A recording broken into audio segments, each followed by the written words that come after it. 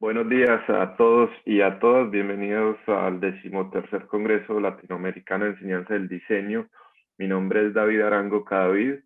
Yo soy coordinador del área de educación online de la Facultad de Diseño y Comunicación de la Universidad de Palermo.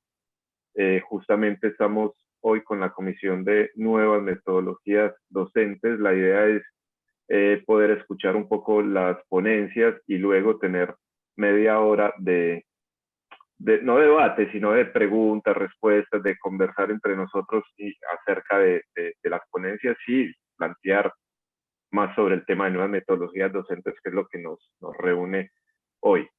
Un poco la dinámica, los que ya han estado en otras ponencias la saben, pero la repasamos un poco. Por ponencia, no por expositor, tenemos 10 minutos, 10 minutos que los vamos a contar. Es importante que respetemos bastante el tiempo, así no le robamos tiempo a nuestro compañero que sigue después en otra ponencia, y también nos queda ese espacio que es para mí muy interesante de la retroalimentación, del debate y de la conversación. Cuando lleguen 5 minutos por mensaje privado, yo les voy a escribir que van 5 minutos, y cuando les falte 2 minutos, les voy a hacer una seña, algo así, en la cámara mía, como que significa que vayan redondeando. Les quedan 2 minutos, que vayan redondeando la idea para poder cerrar bien y no quede todo muy abrupto la cortada del tiempo. Otros factores que tenemos que tener en cuenta, yo los voy a ir nombrando al que las personas o la ponencia que viene a exponer, y también digo la que sigue para que se vaya preparando, así le damos como un orden más secuencial pues a todo. No siendo más, entonces arrancamos con reflexiones sobre la enseñanza del proceso de diseño arquitectónico. Marcela Genoveva Caso Arias, de la Universidad de San Francisco Javier de Chuquisaca, Bolivia, y se prepara Diseño y Escuela, colaboraciones entre diseñadores y educadores, Bárbara Emanuel y Bianca Márquez. Marcela, te escuchamos. Muy buenos días a todos. Primero, muchísimas gracias por haber permitido que pueda conversar un poco con ustedes acerca de este proceso que yo le he llamado unas reflexiones acerca del proceso de la enseñanza del diseño arquitectónico, porque considero que el que los arquitectos, los diseñadores en realidad, podamos reflexionar acerca del cómo nosotros enseñamos ese proceso tan importante para nuestras carreras, que es la conceptualización básica del diseño, debe permitirnos una mejora, ¿no? En el proceso académico, en el proceso de formación de los estudiantes, que es básicamente lo que nosotros hacemos como docentes al interior de las aulas. En mi caso va muy concentrado al tema de patrimonio, porque yo desempeño una labor en la cual enseño a los estudiantes cómo compartir, cómo demostrar las nuevas ideas de arquitectura de integración en contextos históricos que ya están consolidados.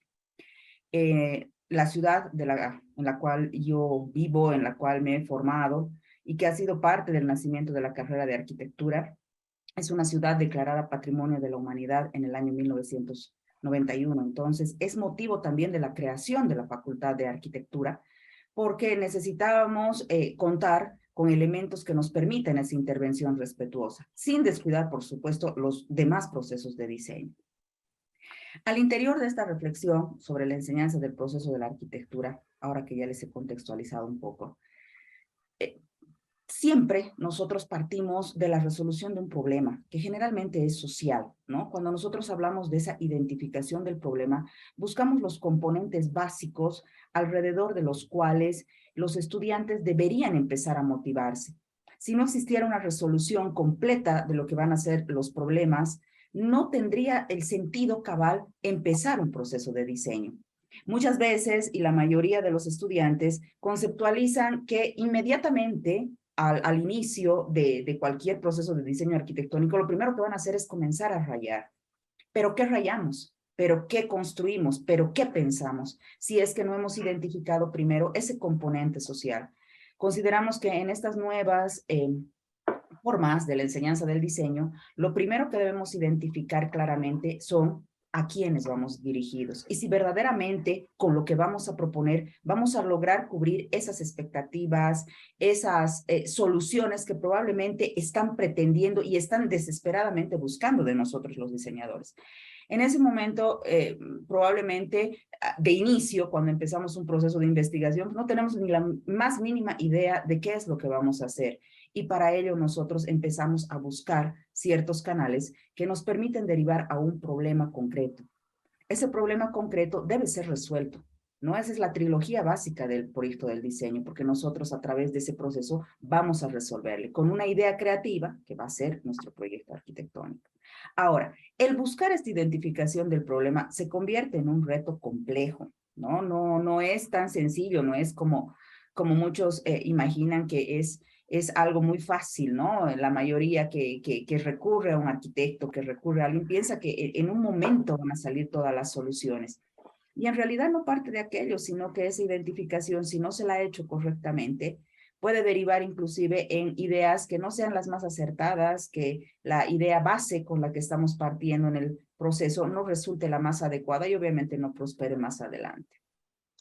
Entonces, consideramos que esta identificación es la base de la conceptualización, porque el uso del concepto debe ser lo que debe primar en la realización de cualquier proyecto arquitectónico o de diseño o de lo que se vaya a plantear. El uso está referido netamente a todo ese componente social, a ese componente humano, ¿no? Que a veces nosotros, tal vez por ser demasiado técnicos, dejamos de transmitir a los estudiantes esa humanización del diseño, donde la base social, donde el componente humano debe ser el que prime por encima de absolutamente cualquier otro componente o cualquier otro concepto, porque nosotros estamos resolviendo y estamos diseñando para personas. Y esa resolución nos debe llevar a la utilización de un concepto base, ¿no? La humanización del diseño. Por supuesto, esa humanización, cuando ha sido bien entendida, bien comprendida en la problemática, va a desembocar en usos correctos y adecuados que más adelante se le va a prestar en la tradicional metodología que siempre nosotros hemos conllevado, ¿no? La preparación de un programa arquitectónico, la evaluación de un sitio de intervención con las características naturales, culturales que pueden existir en el entorno. Nunca, jamás un proyecto se constituye en una receta.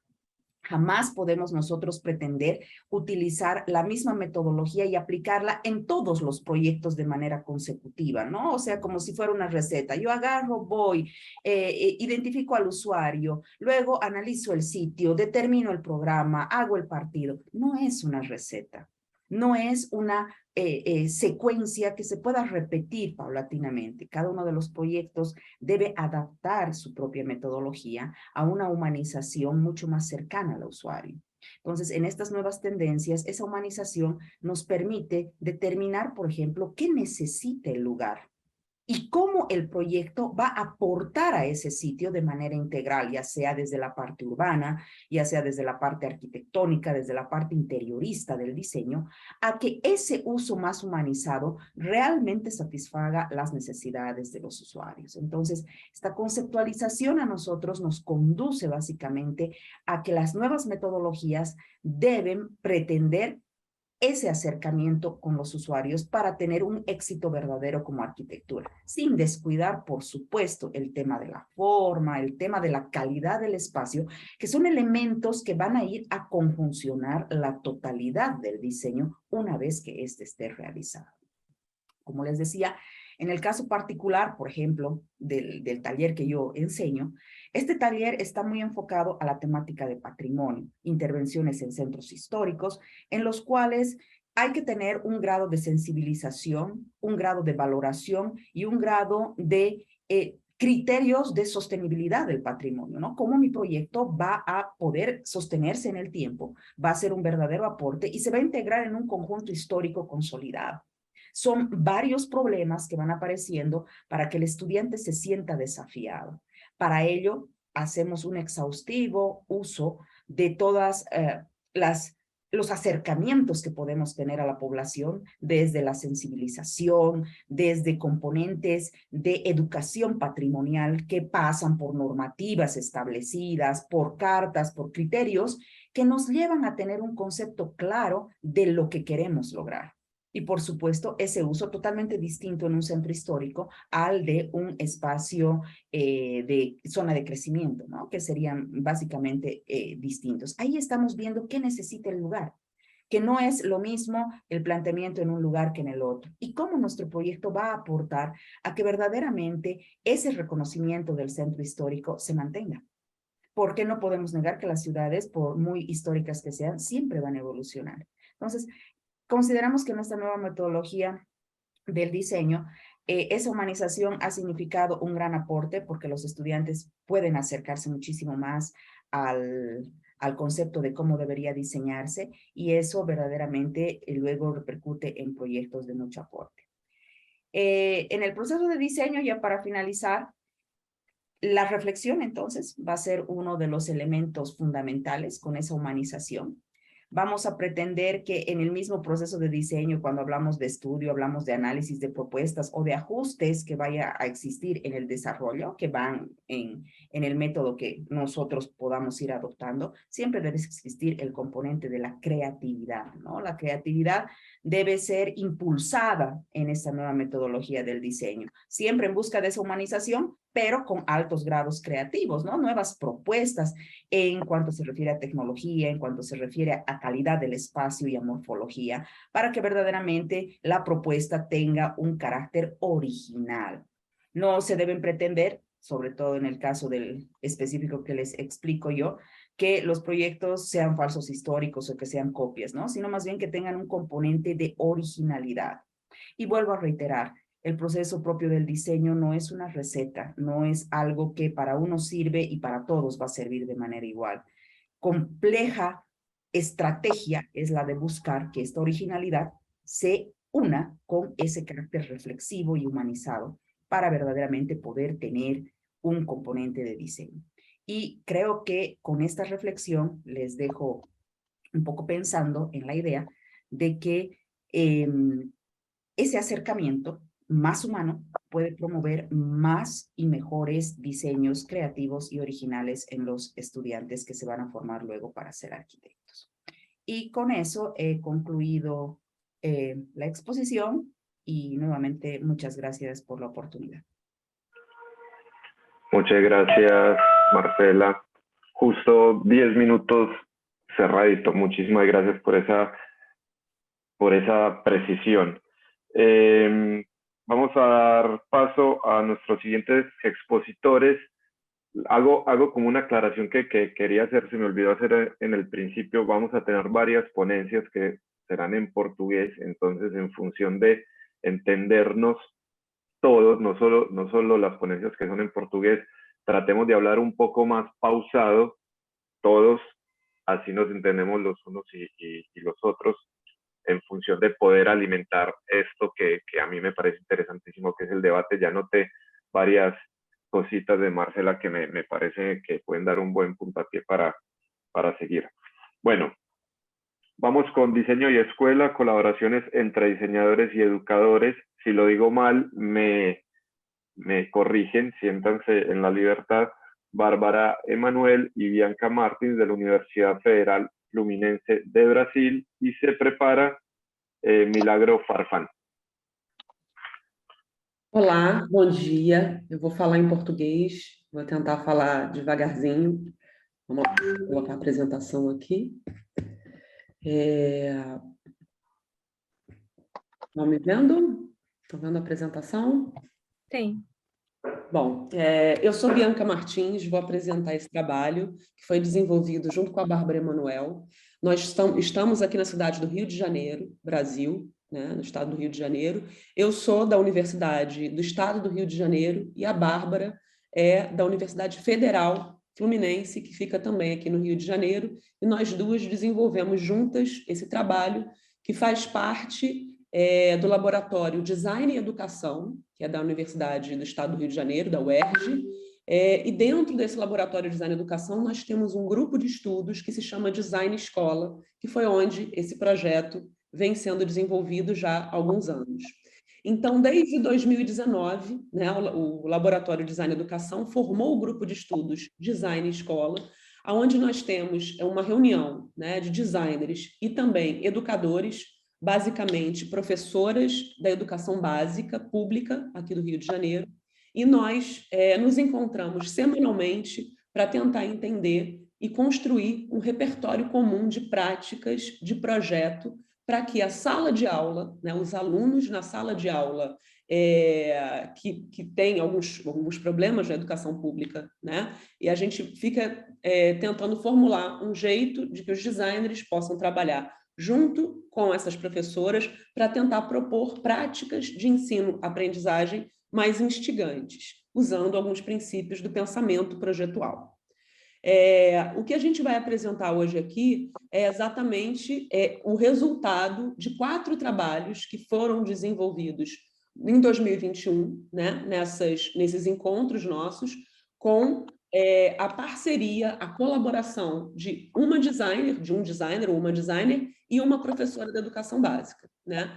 Como é que a gente trabalha? A gente procura olhar para os problemas do cotidiano, nesse caso na sala de aula, né, como uma forma do pensamento projetual propor algumas abordagens para aquilo que acontece no dia a dia, integrando conhecimentos não só de uma disciplina, mas também de uma forma interdisciplinar do que acontece ali naquele momento da sala de aula, justamente a partir do pensamento projetual.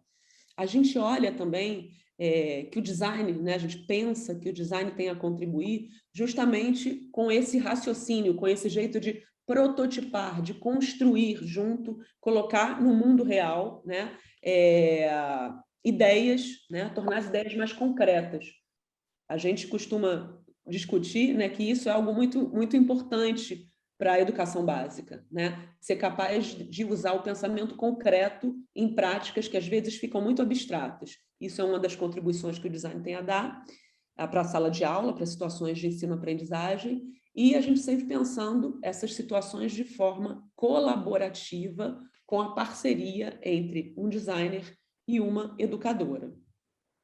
Então, esses projetos foram todos desenvolvidos, os 4 projetos, em 2021, e os designers e as educadoras encontraram juntos um problema para trabalhar dentro daquela sala de aula e fizeram alguns experimentos que a gente vai mostrar aqui agora, né?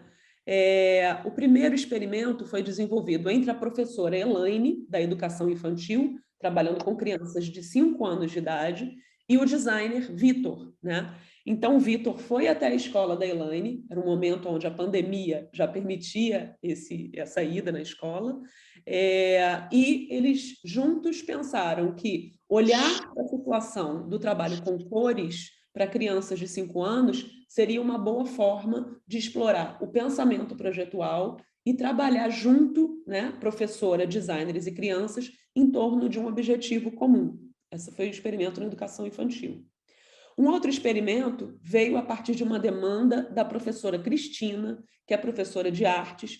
Esse foi um momento um pouquinho anterior, onde se estava ainda vivendo, durante a pandemia, em aulas online, né? E a Cristina estava precisando motivar os alunos a continuarem produzindo os seus trabalhos na disciplina de artes para crianças, né, jovens entre 6 e 15 anos.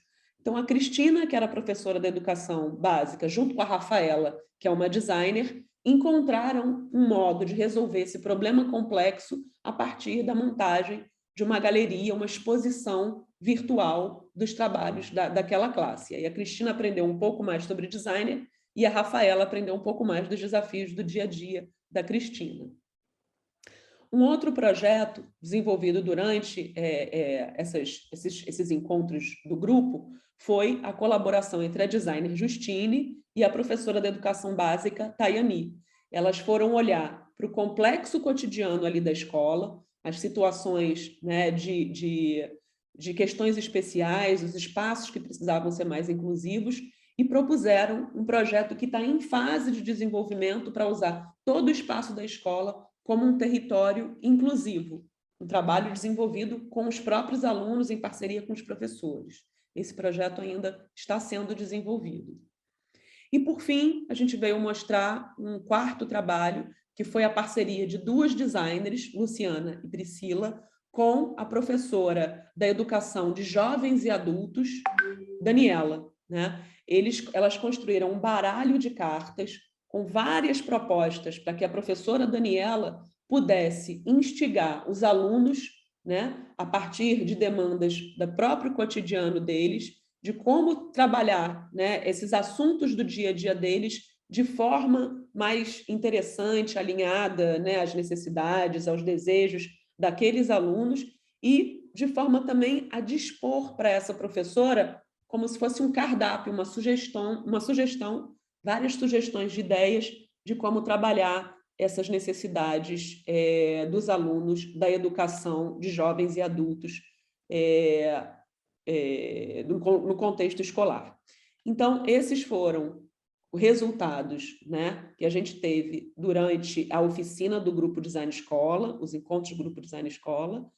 E em 2022, agora, nesse ano, os resultados que a gente obteve estão nos inspirando a escrever uma oficina para todas as escolas do Rio de Janeiro, né, do ensino médio, para jovens entre 15 e 17, 18 anos, e essa é a nossa missão agora, levar esse aprendizado para uma oficina feita com 1.300 escolas aqui no Rio de Janeiro, juntando um pouco do pensamento projetual com o cotidiano escolar, na ideia de vencer um pouco esses gargalos, né, da educação pública aqui no Rio de Janeiro.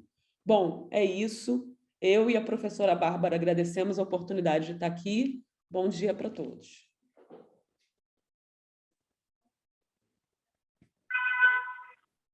Muchas gracias. ¿Bárbara va a contar algo o estamos con la ponencia? Sim. Gostaria só de adicionar também que nesse ano estamos juntando experiências como essas e outras experiências de professoras e designers num livro que vamos lançar ainda esse ano, Design Escola, projetando práticas de ensino-aprendizagem. Então, que vai ser um livro gratuito, que todos os professores e designers vão poder ter acesso, e vai ser um prazer compartilhar mais essa experiência com todos. Obrigada. Muchas gracias, Bárbara y Bianca, muy interesante. Hay que retomarlo al final, esto de los procesos del pensamiento proyectual y del design thinking aplicado directamente a la educación. Está muy chévere ese enfoque. Bueno, seguimos con el video ensayo como metodología de aprendizaje del diseño audiovisual de Milagro Farfán, Pontificia Universidad Católica de Perú, y se prepara Johnny García Tirado. Milagro, te escuchamos. Ok, muchas gracias. Voy a empezar a compartir.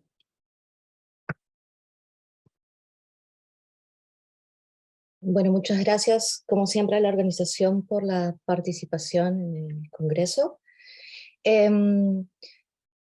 Yo soy Milagro Farfán, ya me he presentado. Enseño en la especialidad de diseño gráfico de la Facultad de Arte de la Universidad Católica del Perú. El curso que enseño se llama Historia del Diseño Audiovisual, que es una revisión de la historia del audiovisual y del cine desde un enfoque principalmente del análisis de la imagen, ¿no? Tenemos una metodología de análisis un poco desde la semiótica visual. Obviamente revisamos, por ejemplo, el uso compositivo de la imagen, del encuadre, las unidades significativas de estas unidades de encuadre, las unidades cinésicas, en fin. Hay todo un enfoque teórico para hacer esta revisión histórica del cine desde, digamos, la teoría de la imagen. Y también, digamos, la mayoría de los estudiantes son artistas visuales y diseñadores gráficos. Entonces, en este contexto del curso, surge esta necesidad de crear un método de evaluación para la reflexión que tienen los alumnos sobre este aprendizaje histórico del cine. Y normalmente el curso se desarrolló con ensayos escritos o quizás pruebas más teóricas, y decidí, ¿no? por un contexto de aplicación, por un contexto también en el que se hacía mucha revisión de apreciación cinematográfica, utilizar la metodología del videoensayo como una propuesta de reflexión crítica sobre la imagen en movimiento para los alumnos. Esto se da principalmente porque obviamente todos reconocerán que vivimos en un contexto en donde hay una sobreproducción de imágenes. Basta revisar un poco las plataformas de internet y en realidad los jóvenes tienen, digamos, a su disposición una lluvia de imágenes, ¿no? No solo en internet, sino también en las redes sociales, en fin. Entonces surge esta reflexión. Quisiera aquí tener a colación un poco la reflexión de una colega, amiga muy cercana, que perteneció mucho tiempo al Congreso, fue parte muy activa del Congreso, que ya no está con nosotros, con quien también decidimos un poco indagar sobre este proceso del videoensayo y escribimos un pequeño texto, ¿no? Y llegamos a la reflexión de que efectivamente el género de la producción audiovisual puede convertirse en una práctica, ¿no? argumentativa, pero a partir del uso de las imágenes y de los sonidos sincronizados y no sincronizados. Y ese es, digamos, el contexto o la metodología que decidí aplicar en el curso para que los alumnos pudieran hacer su proceso reflexivo de evaluación del curso, pero también de autoevaluación de ellos mismos sobre lo que han aprendido, sobre aquellas cosas que les ha llamado la atención en el desarrollo temático del curso. Entonces, se aplica este proceso, ¿no? Principalmente en las etapas de evaluación. Entonces pasamos de quizás una reflexión más teórica, escrita, que también se da en algunos momentos a partir de análisis semanales, ¿no? También se les pide ese proceso de escribir porque también es importante, pero ya para, digamos, los exámenes finales, trabajan directamente con el proceso del videoensayo. Para ello, obviamente, los alumnos recorren a distintas plataformas. Yo estoy citando algunas de las plataformas que los alumnos han indagado, por ejemplo, Estafandor, que son espacios gratuitos en internet o espacios donde se pueden encontrar videos de alta calidad para poder, digamos, donde también se presentan algunos videoensayos o procesos de remake o remix de películas. Entonces son espacios gratuitos de distintos tipos de cine, tanto el cine comercial o la producción más independiente, como es este caso la plataforma de audiovisual. Entonces ellos hacen una pesquisa de las distintas plataformas que están disponibles en internet, hacen una recopilación de la información y luego pasan por un proceso de montaje, ¿no? Un proceso de montaje. A veces utilizan, puede ser la voz en off, pueden ser insertos de texto, puede ser collage, y también es muy interesante su proceso porque al ser estudiantes tanto de diseño gráfico o de artes visuales, hay un uso creativo de la imagen, digamos, recurriendo a estéticas como más experimentales o de videoarte, ¿no? Entonces, el proceso de pasar, digamos, de un ensayo clásico más escrito a un videoensayo ha sido muy interesante. Yo creo que algunos resultados son aprendizaje más dialógico entre los alumnos, porque ellos pueden ver sus videos ensayos, conversan sobre los procesos, los resultados o sobre los temas elegidos. El otro resultado que yo considero interesante de la aplicación de esta metodología es el hecho de expandir el desarrollo temático, porque si bien el tema es libre, está, digamos, encasillado dentro del sílabo, el desarrollo temático del curso, entonces los alumnos expanden, profundizan en los temas abordados porque o eligen una cinematografía, o un tipo de película, o un estilo de director, o estilo estético, o un estilo de fotografía. Entonces hay un proceso de profundización en el desarrollo de sus videoensayos que yo considero ha sido un avance interesante. Otro resultado concreto es que los videoensayos sirven también como una suerte de repositorio para el curso. Es decir, si algunos videoensayos han tocado temas específicos del curso que se han desarrollado o se desarrollan durante el curso, muchas veces esos videoensayos se convierten en materiales para el curso y materiales de referencia para los propios alumnos, ¿no? Entonces, ha sido un proceso interesante también el hecho de que es un aprendizaje casi con la materia, ¿no? Hay un acercamiento no solo de la apreciación cinematográfica de la imagen, sino también con el elemento matérico del sonido, de la imagen, y que ellos puedan explorar, ¿no? A partir de, obviamente, un proceso de imagen apropiada y de montaje apropiado, pero que les ha permitido de alguna manera otro tipo de cercanía con el proceso apreciativo, ¿no? De la teoría o de la historia del cine. Ahí está un poco el resumen de la plataforma que hemos creado este año como repositorio para estos videoensayos y otros ejercicios del curso. Y eso sería la participación. Muchísimas gracias por su atención.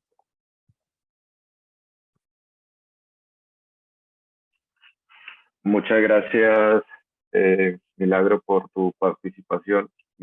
Me parece sumamente interesante abordar en esta comisión precisamente que hablamos sobre las nuevas metodologías docentes, abordar el tema de la evaluación. O sea, hasta ahora no lo hemos tocado y partir desde la evaluación como proceso reflexivo me parece sumamente interesante. Después lo podemos como profundizar más en el debate final. Gracias, Milagro. Vamos con el modelo de la enseñanza de las finanzas en diseño. Johnny García Tirado de la Universidad Taller 5, Centro de Diseño Colombia, y se prepara Marcelo Grabois. Johnny, te escuchamos.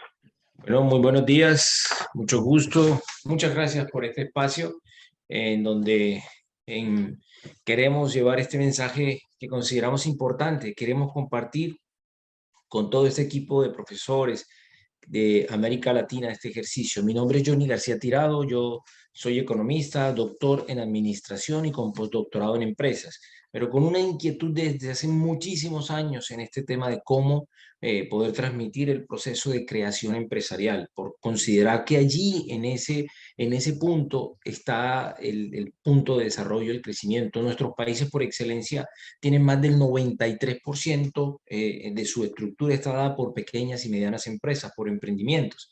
Nosotros en Taller 5, que es una institución de 47 años enseñando diseño, sin ninguna duda somos líderes en Colombia, es una universidad con una amplia trayectoria con programas de diseño, y se empezó a hablar de diseño cuando nadie en Colombia creía ni hablaba del diseño, la fotografía, el diseño de interiores, el diseño de alta costura, todo el tema del diseño gráfico. Todo este ejercicio realizado nos ha llevado a este proceso. Desde mi llegada a la rectoría empezamos a buscar cómo organizamos el proceso de la promesa de valor, cómo nosotros podíamos llevar adelante la promesa de valor. ¿Cuál promesa de valor?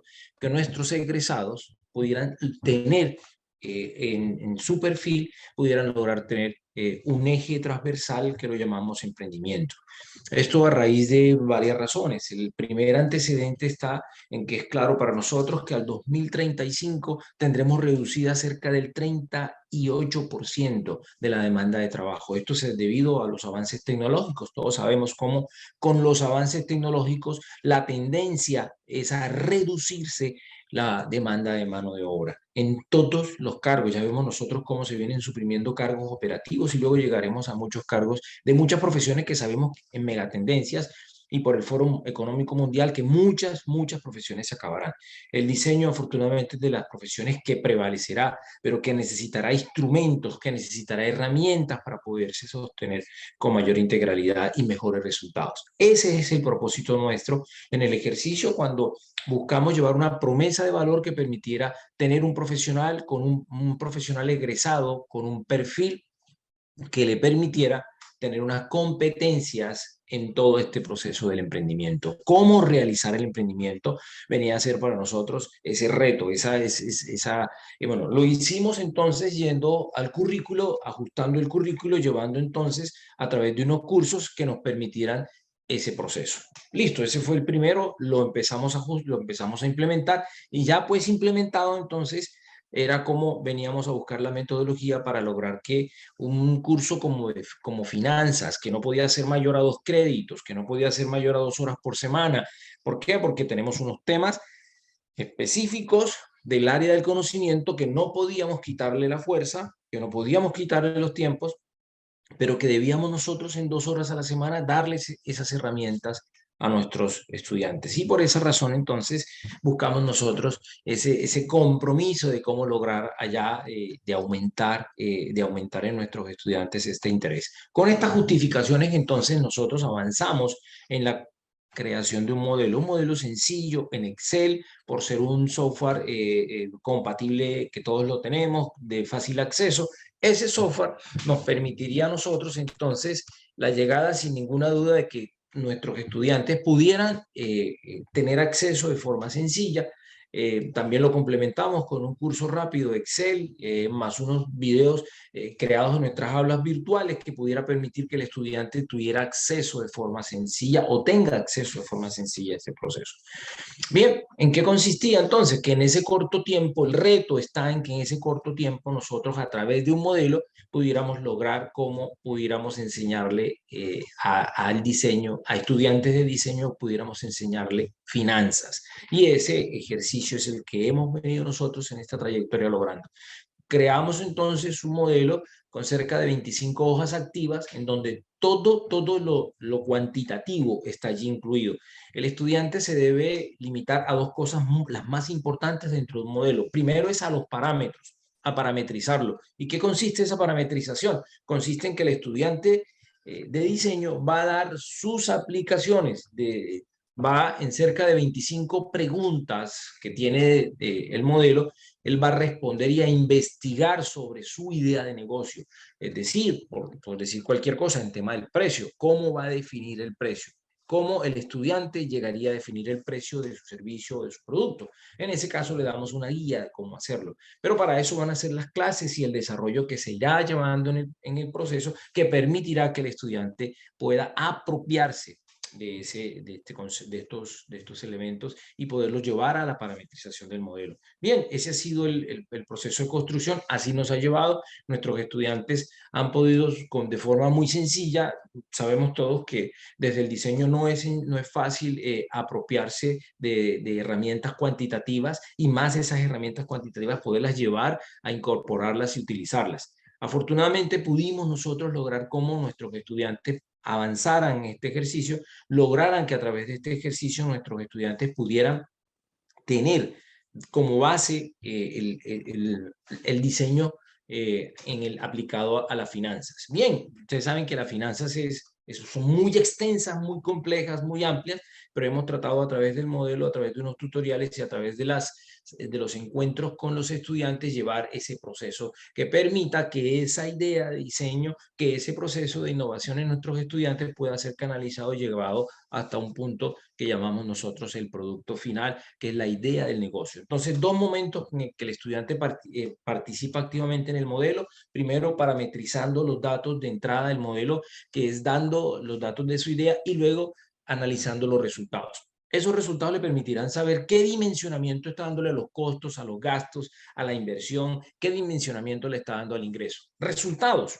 muy interesantes para nosotros. ¿Cuáles resultados?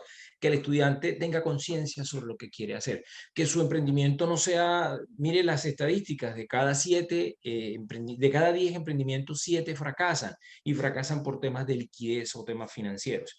Buscamos entonces que el estudiante tenga la conciencia al finalizar, al tener ese punto final de haber planeado su proyecto, tenga el diseñador pueda tener la conciencia de hacia dónde orientar su proyecto y cómo hacerlo mucho más productivo. Ese ha sido el ejercicio. Los resultados, como decíamos, ese es el primer resultado. El segundo resultado, hemos encontrado que nuestros estudiantes vienen participando de forma más activa. Encontramos cursos con mejores resultados. Encontramos que el estudiante en su participación y en la aplicación de su modelo logra hacerlo. Esto nos ha pegado a un proyecto que nosotros tenemos, que es el de la UGE, que es una unidad de gestión empresarial y de emprendimiento. Esta unidad se viene fortaleciendo con estos cursos que pueden permitir que el estudiante ya lleve la idea, y no solamente la idea, sino más consolidada. Luego el proceso de maduración de empresas, el proceso, perdón, de incubación puede saltar muy fácilmente al de maduración, y esto puede llevar mucho más sencillo el proceso de implementación. Esta ha sido nuestra experiencia en Taller 5.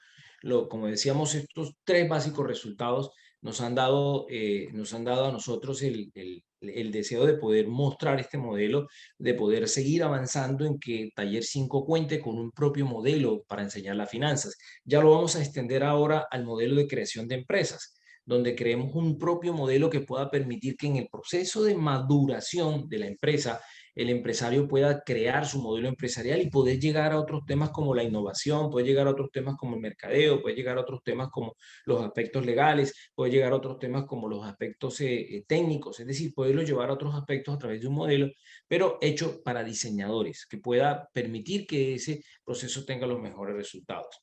Ese entonces es nuestro caso. Queremos compartirlos como decíamos, con todos estos profesores de América Latina, y que pueda ser una herramienta que está a disposición para ser compartida y utilizada por más diseñadores. Muchas gracias. Muchísimas gracias, Johnny, por esta intervención. Rescato, y me parece sumamente valioso esto de que vos mismo lo dijiste, como enseñar finanzas a estudiantes de diseño, el proceso de cómo lo hicieron, poderle dar la vuelta, que es exactamente rediseñar la currícula, también es algo muy importante dentro de estas metodologías nuevas de enseñar diseño, es poder rever la currícula para ver si los objetivos que nos estamos planteando se pueden empezar a alcanzar desde esas mismas bases. Entonces, poder replantear el diseño de la currícula, enfocándola en función de que el estudiante salga siendo un emprendedor, tal vez no enfocarlo a que sea un empleado. En el diseño, creo yo, que suma mucho, porque precisamente muchos de los estudiantes de diseño quieren hacer algo propio, y muchas veces no tienen la herramienta, tienen la idea, pero no tienen cómo llevarlo a cabo. Se suele decir en el diseño que hay ideas geniales, pero muy mal ejecutadas, y esto puede ser uno de los factores. O sea, la verdad es que poco o nada sabemos de finanzas, ¿no? Pero entonces está muy bien. Entonces, aprender finanzas. Por supuesto. Yo me incluyo ahí. Me incluyo ahí. Muchas gracias, Johnny. Muchas gracias. Me pliego a algo que acaba de poner Bianca en el chat. Les sugiero a los expositores que cada vez que expongan, sumen sus contactos al chat en función de generar estos lazos y estas redes que nos interesan, que a alguien le interese algún tema o quiere estar en contacto con algo para desarrollar otro proyecto, lo puede hacer en función de que tenemos los contactos en el chat. Seguimos con didáctica en la formación del diseñador industrial, ética profesional, Marcelo Grabois, UNL Argentina, y se prepara María Sala Müller y Vanina Darayo. Marcelo, te escuchamos.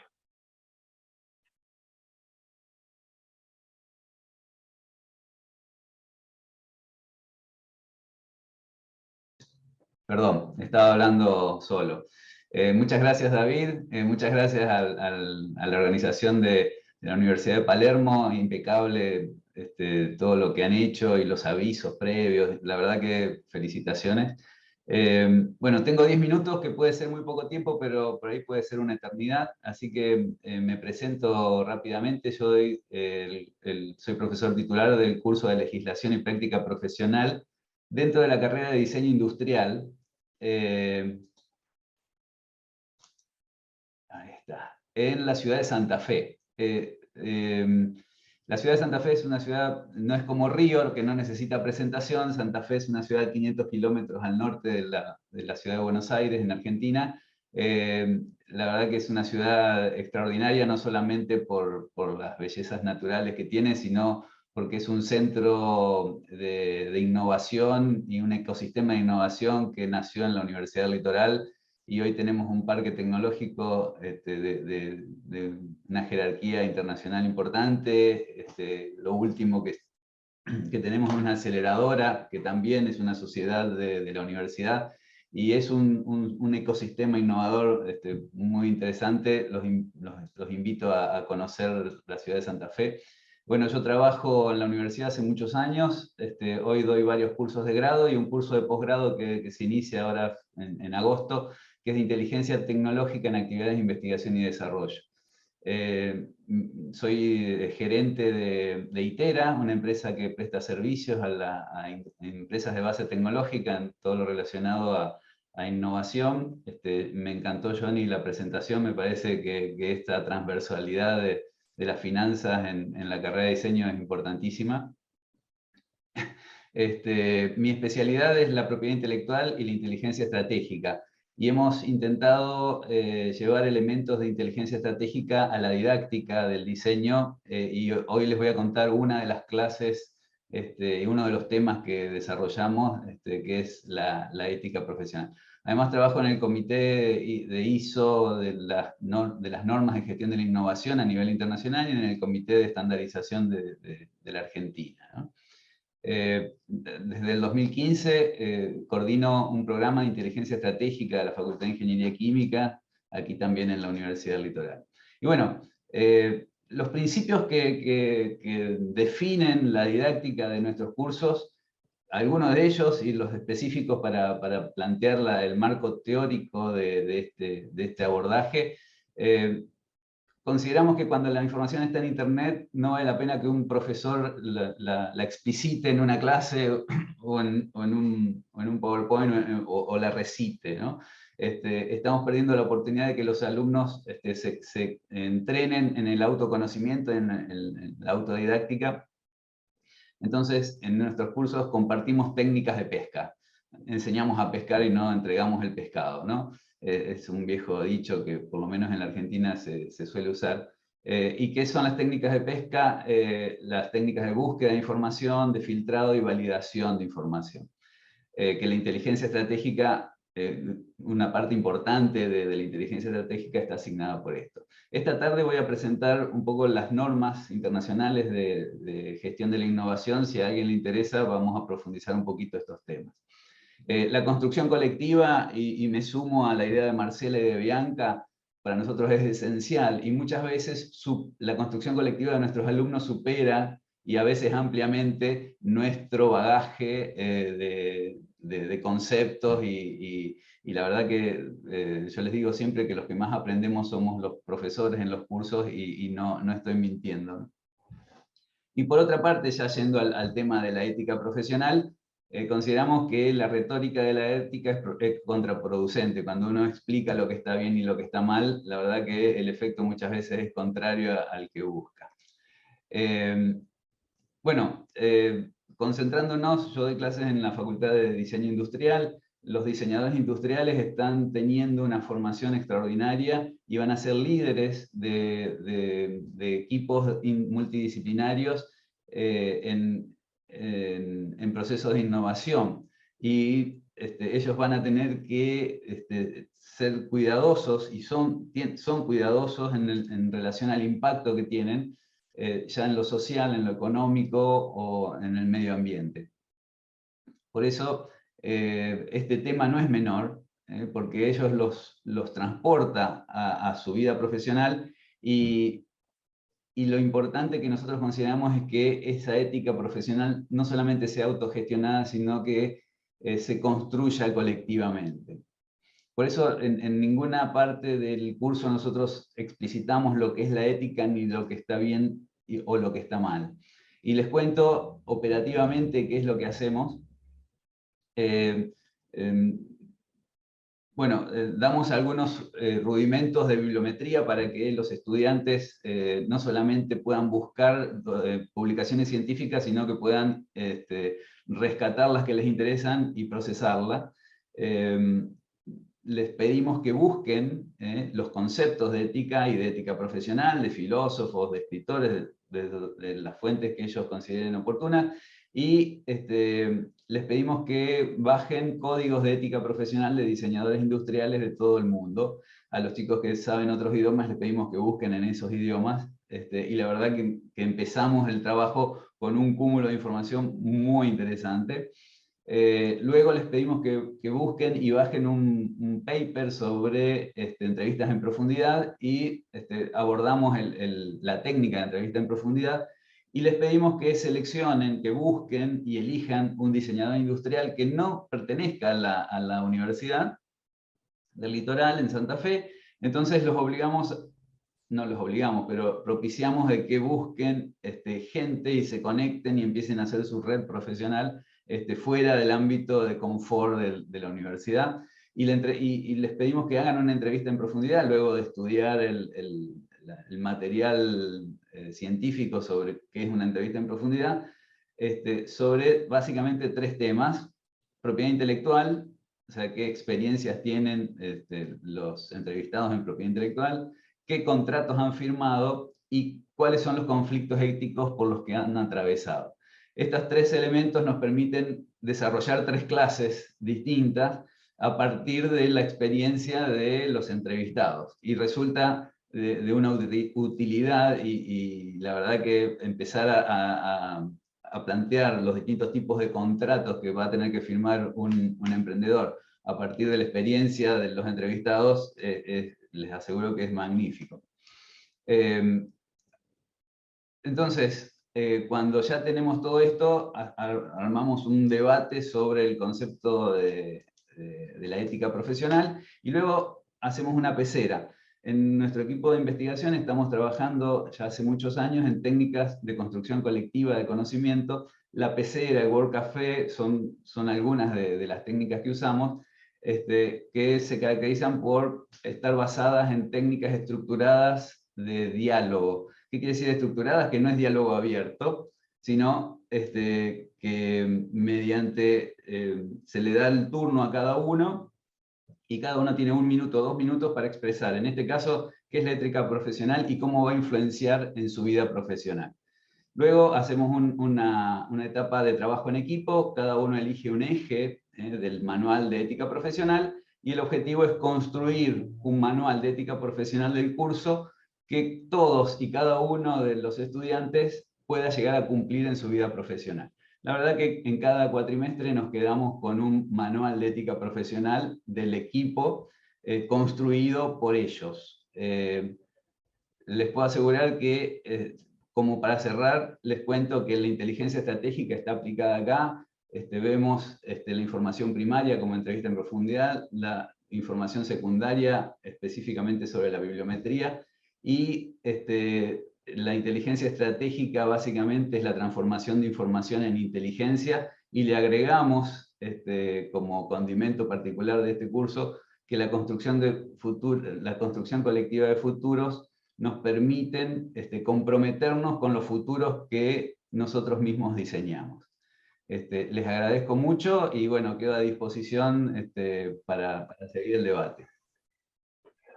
Marcelo, muchas gracias, muy interesante todo. Luego ponernos en el chat esta información que tenés de contacto, que me parece muy interesante, para resaltar ampliamente todas estas metodologías ágiles o colaborativas que ustedes proponen dentro de lo que llamas la didáctica operativa. Es impresionante cómo esto ayuda ampliamente y aporta al desarrollo de aprendizaje entre pares de los mismos estudiantes, y como vos mismo lo decís, amplía su círculo más allá como al entorno, no solo del aula, sino que traspasa el aula.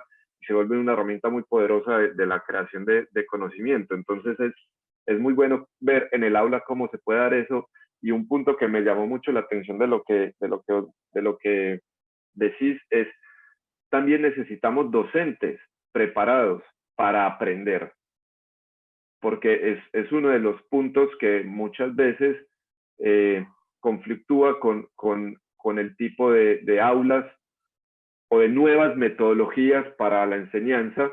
Conflictúa en los docentes, que muchas veces no estamos preparados para aprender mismo del estudiante o de metodologías colaborativas, o sea, como el docente catedrático, por así decirlo, David, rápidamente.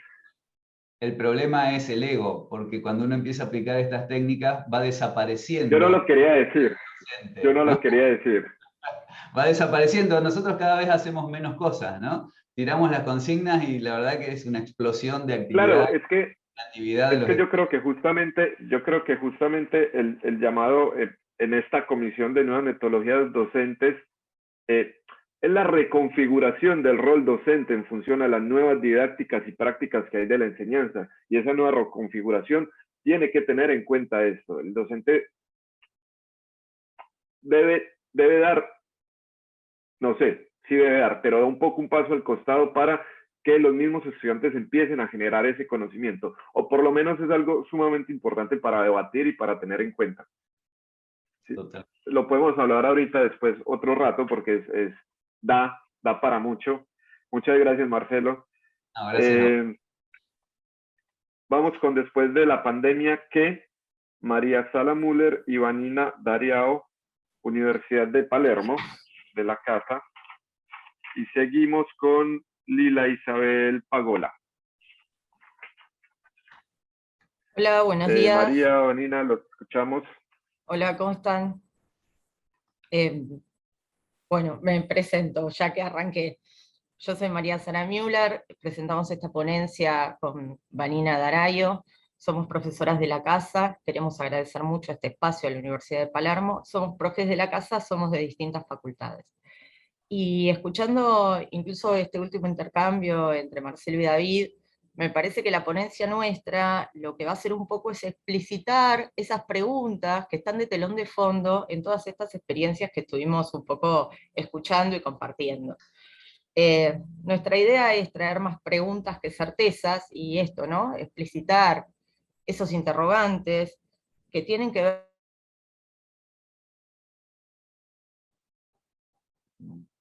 metodologías, y nosotras un poco lo contextualizamos en ese pasaje vertiginoso que tuvimos que hacer en algún momento hace 2 años a la virtualidad, y que ahora otra vez estamos recorriendo hacia la presencialidad, y esa normalidad idealizada que cambió, porque esa aula que nosotros teníamos hace 2 años no está más.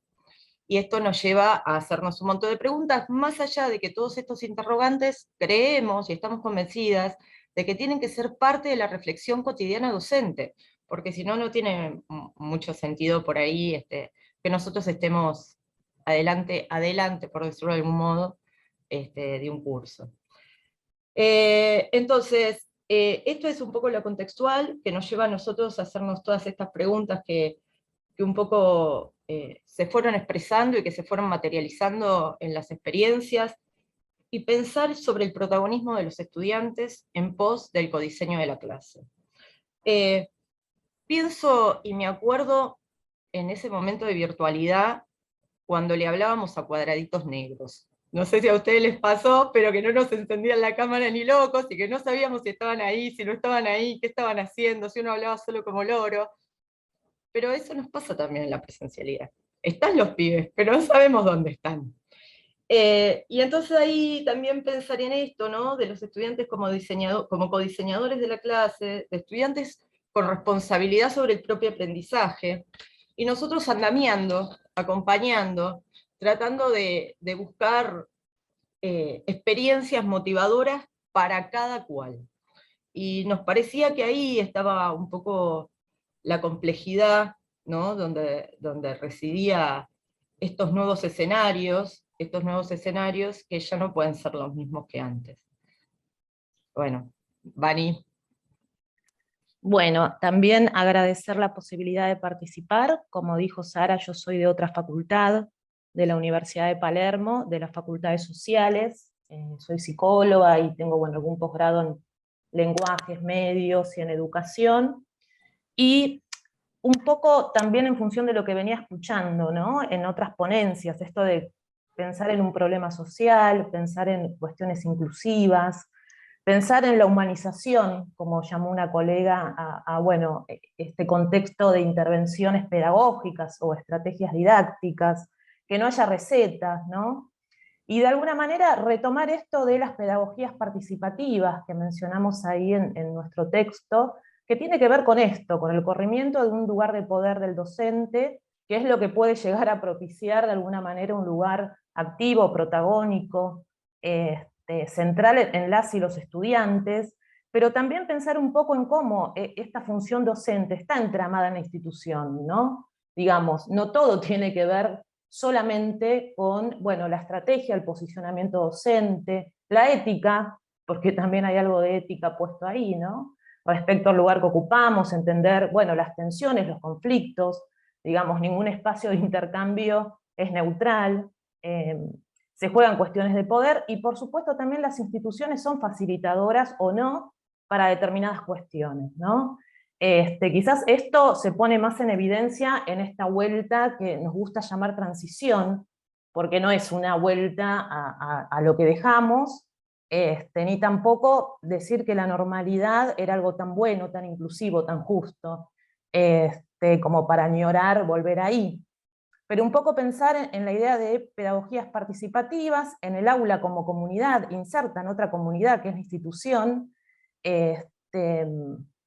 y que que en ese contexto también los docentes y las docentes estamos entramadas en las lógicas institucionales, distintas según cada institución, y pensar también que, considerando esto como un campo de problemáticas, ¿no? Que se juegan distintas cuestiones, quizás lo que nos llama la atención, especialmente en la cuestión de la experiencia en la pandemia y en la vuelta a la presencialidad, tiene que ver con ciertos fenómenos que por ahí pasaban pero no estaban tan visibilizados, quizás más vinculados con cuestiones afectivas, ¿no? A veces pensamos el aprendizaje o la enseñanza desde un lugar más bien intelectual o cognitivo, que por supuesto es importante, de habilidades, pero por lo menos en mi experiencia aparecen cuestiones vinculadas con afectividades, padecimientos, sufrimientos, incluso muchas de ellas que tienen que ver con el volver a la presencialidad, no sé, crisis de angustia, las cuestiones vinculadas con el cuerpo, el volver a habitar un espacio.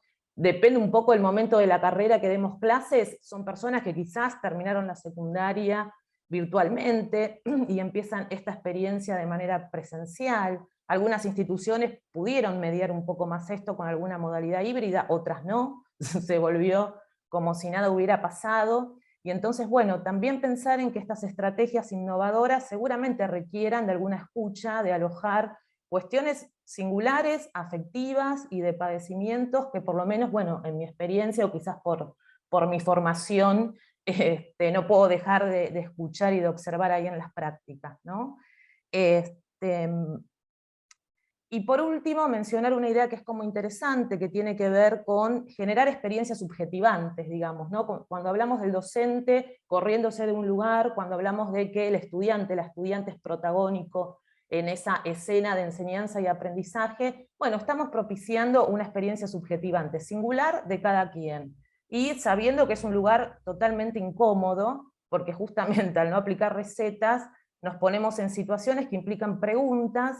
Y finalmente esta era un poco como el espíritu del texto que armamos con Sara, que más que respuestas es sostener quizás las preguntas que por lo general no son cómodas, ni son muy amigables, pero entendemos necesarias desde un lugar ético, crítico, ¿no? Para poder acompañar estas experiencias. Sí, me parece, para cerrar, no sé, Pani, si vos querés agregar algo más, pero me parece importante hacer hincapié en esto que mencionaba Vanina, que es uno por ahí de los los ejes, que tiene que ver con lo vincular, que tiene que ver con lo socioafectivo, que tiene que ver con la empatía, que nosotros muchas veces, con la escucha genuina que damos como profes, los pibes nos vuelven a las aulas con pérdidas, con duelos, y son situaciones para alojar, y que son situaciones que también son parte de la formación.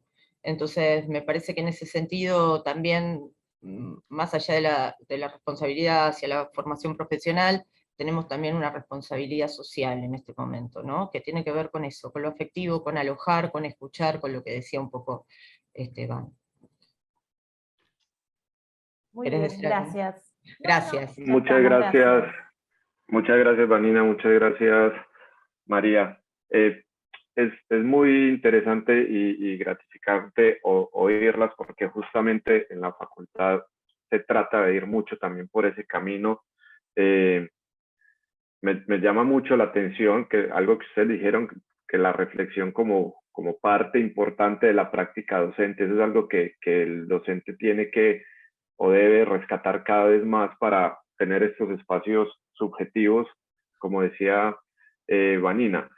Uno yo creo que de los problemas que se tuvo con este pasaje obligatorio, obligatorio digo pues por la pandemia, es la transposición del aula. O sea, lo que en muchos lugares ocurrió fue, estamos dando clases en un aula y eso lo traspasamos literalmente a una dinámica virtual, en vez de desarrollar metodologías pedagógicas propias de la virtualidad.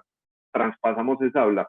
Por suerte, lo digo por suerte, porque es mi área, trabajo en educación online de la facultad, nosotros ya veníamos desarrollando una metodología educativa desde ver la virtualidad como no una transposición del aula, sino como unas herramientas propias que se pueden trabajar pedagógicamente, y logramos tener una metodología alterna. Entonces, la facultad tenía la modalidad dictado remoto, que era esta transposición del aula, y también tenía la metodología online, que tenía muchos más elementos asincrónicos y permitían llevarla de otra forma, y fue una experiencia que todavía está en proceso, muy buena, sumamente interesante. Entonces es muy interesante esto que dicen, y rescato mucho esto porque lo linkeo también con algo que se está trabajando mucho en la facultad, de las aulas como comunidad, con las pedagogías participativas.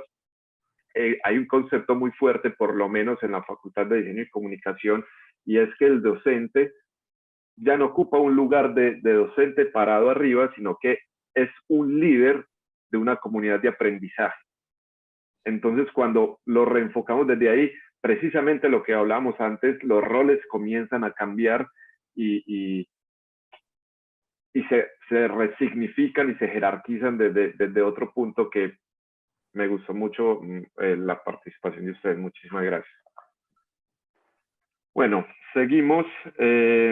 Código o visual sobre la enseñanza del lenguaje informático a diseñadores. Lila Isabel Pagola, Universidad Nacional de Villa María, Argentina. Se prepara Rodrigo Antonio Queiroz Costa y Rogeiro Macencini. Lila, te escuchamos. Buen día, ¿qué tal? ¿Cómo están todos? Ahí voy a compartir mi pantalla.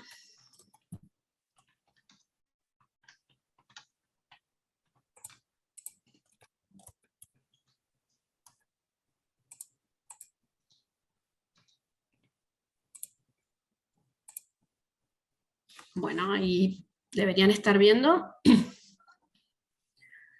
Bueno, yo me voy a correr un poco del tema que las compañeras acaban de presentar, pero me pareció re interesante porque justamente yo también acá en la Universidad de Villa María trabajo en el área de educación a distancia, del campus virtual, y una parte de las reflexiones que tienen que ver con lo que yo les voy a contar ahora en relación a estudiantes de diseño en particular, tiene que ver con cosas más generales que vemos sobre las competencias digitales de los estudiantes, particularmente los estudiantes universitarios en general, sobre todo los ingresantes y también los docentes, ¿no? Que quedaron de alguna manera en una crudísima evidencia durante la pandemia. digamos, aunque los temas parezcan lejanos, en un punto se tocan bastante, por lo menos en lo que tiene que ver con las mediaciones técnicas, ¿no? Bueno, contextualizo un poco la presentación para que se entienda cuál es el objeto de la reflexión, de la experiencia. Yo soy docente de grado en 2 carreras de diseño, en Villa María, en la carrera de diseño audiovisual. Mi materia se llama taller de diseño y producción multimedial, y trabajamos bastante sobre producciones de diseño interactivo. Y también soy docente de grado en un ciclo de complementación en la licenciatura en diseño de la Universidad Provincial de Córdoba, que esa tiene un perfil de estudiantes muy heterogéneo, porque es una licenciatura en diseño que permite hacer un ciclo de complementación a egresados de diseño de distintas áreas proyectuales, como pueden ser diseño de interiores, indumentaria, gráfico, foto. Todos confluyen ahí, por lo cual el perfil de los estudiantes es muy heterogéneo, sus conocimientos de base, su formación de base es muy heterogénea, y la materia que yo dicto es una materia troncal que tienen que hacer todos. En ambas, que son bastante diferentes, en algún punto trabajamos sobre esta cuestión de generar diseños interactivos en los cuales hay que programar ya sea usando herramientas de tipo visual, que bueno, ahí es donde está el eje de la pregunta, de la decisión pedagógica que quería compartirles, o también herramientas en las que se programa con código, ¿sí? Escribiendo texto. Entonces, el análisis que yo hago con las salvedades que por ahí pueden tener cada una de las 2 carreras a las que voy a estar haciendo referencia, que tienen esas diferencias que les planteaba recién, es que básicamente empezamos a ver cada vez más en los trabajos finales de grado y también en lo que sabemos de las trayectorias profesionales de los egresados, que en su práctica profesional empiezan a necesitar estas competencias más avanzadas vinculadas a la codificación, ¿no? Sobre todo porque no son solamente usuarios de software, ¿no? Usuarios avanzados en general del software específico para hacer su tarea de diseño, sino que en muchos casos, quizás más pronunciadamente entre los diseñadores gráficos, pero también crecientemente entre los diseñadores audiovisuales, sobre todo, se empiezan a acercar o empiezan a sentir la necesidad de programar en sentido estricto, ¿no? Y en muchos casos esa programación tiene que ver fundamentalmente con la web, con el lenguaje HTML y, bueno, sus lenguajes afines, como puede ser CSS o JavaScript. Lo que yo he observado a lo largo de la experiencia que tengo como profe en relación a cómo han sido las estrategias institucionales para responder a estos cambios, digamos, en las demandas y en la experiencia de los estudiantes y los egresados, es que hemos ido creando nuevos espacios curriculares, hemos creado espacios optativos para ofrecer esta formación que a lo mejor la malla curricular de origen no tiene, hemos incorporado en los espacios curriculares troncales o que ya existían por iniciativa de los profes estos nuevos contenidos, sobre todo para poder lograr cumplir ciertos objetivos de producción, o hemos encarado la reforma del plan de estudio para llegar a este punto, que es el de generar nuevos espacios curriculares, ¿no? Eso, bueno, es como muy variado entre las instituciones y responde también a su antigüedad, a su dinámica institucional propia. La pregunta siempre en relación a cualquiera, diría yo, de estas estrategias, tiene que ver con cuánto enseñar y con qué herramientas. Y por cuánto enseñar me refiero básicamente a cuánto conocimiento técnico específicamente de programación le proponemos conocer, aprender y manejar a los estudiantes de una carrera de diseño, ¿no? que normalmente integran equipos en los cuales suele haber un especialista en esto, pero crecientemente, como yo les decía recién, sobre todo cuando ciertas condiciones laborales no son tan ideales, se ocupan, digamos, de una serie de tareas en las cuales a veces tienen que conocer de código informático para hacer las cosas bien, ¿no? Y lo terminan aprendiendo por su cuenta aquellos que tienen habilidad para. Eso, digamos, teóricamente a mí me resuena en relación a una pregunta que nos hacemos hace mucho tiempo respecto de las mediaciones técnicas en diseño, que tiene que ver con esta teoría de la caja negra de Willem Flusser, ¿no? Que ha sido luego retomada por otros autores, respecto de qué es lo que debe saber un creador sobre aquellas mediaciones técnicas que utiliza para producir su obra, ¿no? La discusión de Flusser-Machot es una discusión quizás mucho más abstracta, pero tiene implicancias concretas cuando uno decide este tipo de cuestiones como docente, ¿no? O sea, cuánto, hasta qué punto dimensionar, digamos, el tipo de conocimiento y manejo que tiene que tener un estudiante de diseño de las mediaciones técnicas con las cuales trabaja, y luego, en relación a esta, a la primera respuesta, con qué herramientas encararlo, ¿no?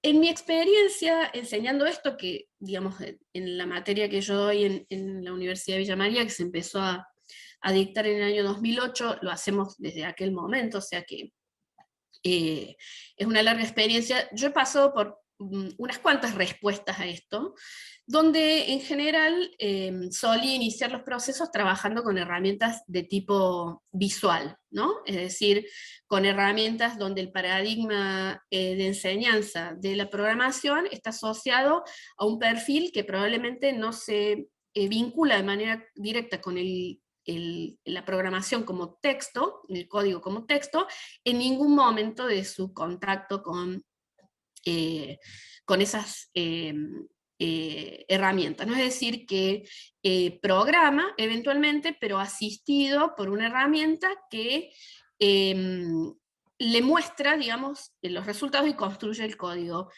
por sí misma. Yo en esa experiencia que vengo haciendo en ambos espacios, encuentro que eso resulta crecientemente limitado para que los estudiantes entiendan lo que realmente es el código informático y tengan la capacidad para, digamos, crear o utilizar otro tipo de herramientas o llegar a otro tipo de resultados que tienen que ver puntualmente con las tareas de diseño, ¿no? O sea, que no son de una competencia ajena a la del diseñador. Y me refiero sobre todo a cuestiones que tienen que ver con, por ejemplo, el manejo o la construcción de apariencias o diseños en lenguaje CSS, en donde necesitan entender algunas cuestiones y eventualmente ir al texto y modificarlas directamente sin pasar por algún tipo de asistente, ¿no? Entonces acá, digamos, en mi experiencia, yo he ido aumentando crecientemente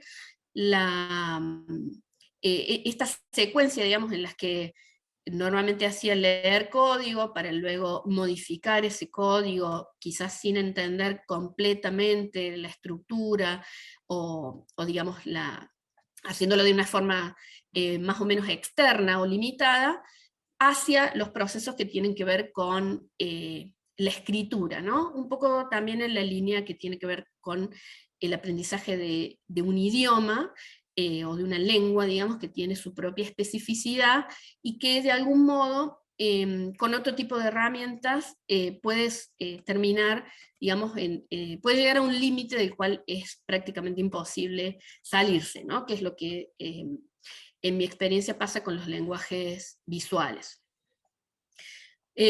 Bueno, ahí en esta diapo es un poco lo que les comentaba recién, las dos opciones que entiendo existen desde la didáctica para abordar este problema son, bueno, usar el software que permite crear HTML de forma visual, que es una manera en la que generalmente los diseñadores y las diseñadoras no tienen mayores dificultades en comprender lo que está sucediendo, digamos, en la tarea que se les encomienda, o la otra es mirar el código, aprender a interpretarlo, modificarlo y empezar a crear de cero esos elementos básicos del HTML usando herramientas de texto o asistentes de escritura. Acá, bueno, yo me he decantado por esta última opción en los últimos 2 años, sobre todo, usando herramientas que permiten ir asistiendo a quien escribe, desde cosas muy básicas hasta otras un poco más complejas, y bueno, las repercusiones... Lila, discúlpame un segundo, podemos ir cerrando que ya pasamos Sí, sí. los 10 minutos, por favor. Sí, ahora voy cerrando. Entonces, les decía que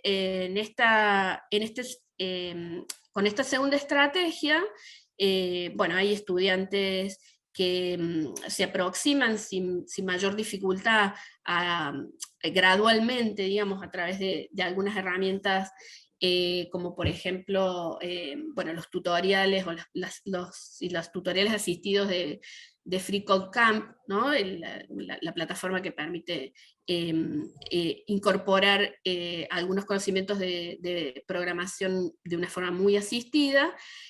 Otros estudiantes les resulta bastante más difícil, pero bueno, mi intención ahí con la presentación es básicamente abrir la pregunta respecto de lo que se gana y se pierde con cada una de las estrategias.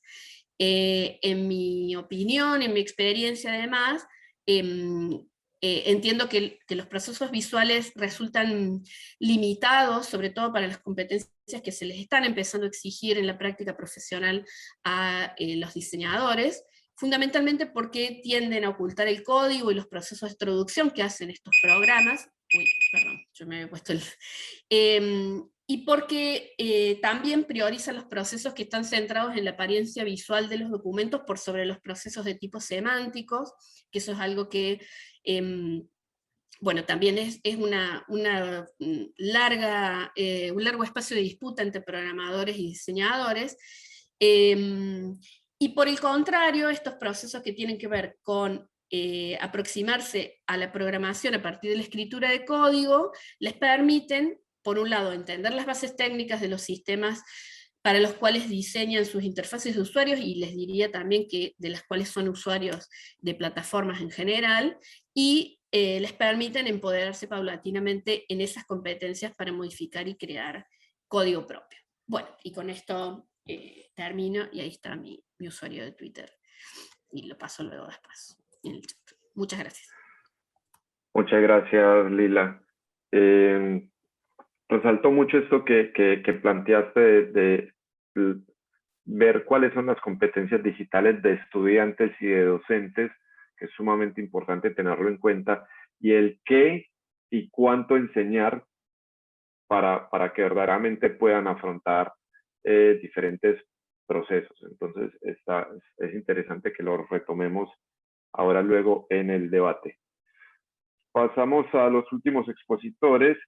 El papel social del diseño para el aprendizaje y la ciudadanía. Corríjanme luego, Rogerio y Rodrigo, si está bien. Rodrigo Antonio Queiroz Costa, Rogerio Macencini, UTRAMIG Brasil. Los escuchamos. Buen día. Rogério irá fazer a apresentação das plantilhas em português. E depois nós havemos de fazer pouquinho de resumo. Rogério, você já está com a apresentação? Sim. A ver.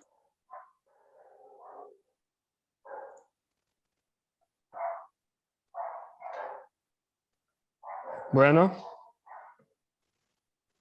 ¿se ve? Se ve bien.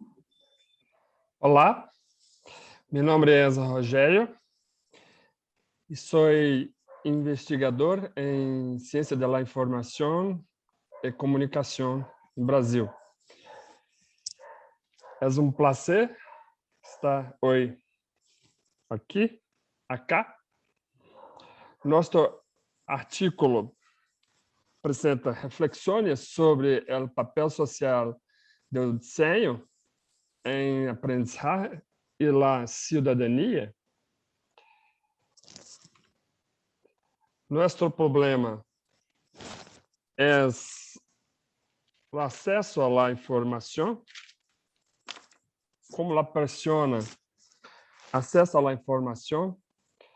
Então, nós pensamos, partindo do nosso problema, como as pessoas, as pessoas, né, entre empresas, acessam essas informações que são compartilhadas, e daí repensar o currículo na formação dos designers, desenhadores.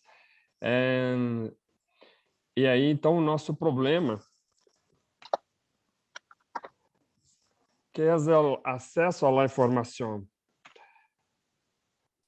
Precisamos pensar que é importante pensar na interação entre design e informação, pensando que essa interação possível aí entre as áreas de informação, né, ciência da informação e design, torna possível construir ou repensar, rever, como já foi falado aqui pelos colegas, né, o currículo do design, e daí a formação, né, do profissional para os próximos anos, de forma que se atenda, então, né, a partir dessa formação, ao que se necessita entre a comunicação que se faz das empresas para as pessoas. Aceder ao conteúdo não garante o acesso à informação que leva a conteúdo. A internet tem muito conteúdo, mas não é o mesmo que a informação, conhecimento e saber. Então, partimos aí da premissa que não adianta, né, a gente partilhar muita informação, gerar muita informação, né, e isso ir para a internet, né, para essa comunicação que é feita das empresas, especialmente empresas públicas aí, para as pessoas, e isso não alcançar, né, não transformar essas pessoas aí a partir do acesso a essas informações. Então, a gente precisa repensar essa forma de comunicação que é feita, né? Então, é interpretar como a sociedade acede à informação, né? E pensar que essa informação compartilhada, ela precisa ser melhorada, né, para que as pessoas realmente acessem e não fiquem aí excluídas, né, desse processo aí de comunicação. Então, a pergunta é como melhorar a comunicação entre as empresas públicas e privadas e a sociedade.